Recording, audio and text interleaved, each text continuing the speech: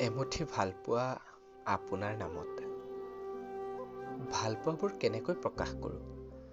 আপোনাক ওচৰৰ পৰা পালেইচোন শব্দবোৰ হেৰুৱা পথৰো। সেই বৰ্ষাৰ প্ৰথম বৰষুণজাকতেই আপোনাক লগ পোৱা।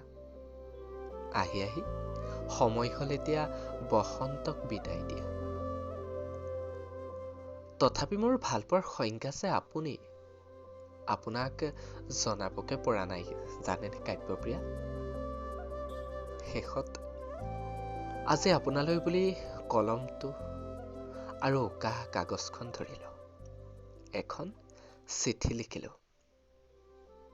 হেই মিছ কাব্যপ্ৰিয়া বুলি প্ৰথমতে লিখি উকাহ কাগজখনত মোৰ সকলো ভালপোৱা আপোনাৰ নামৰ বুলি উজাৰি দিলোঁ। জীৱনৰ প্ৰথমখন প্ৰেমৰ চিঠি লিখিলোঁ।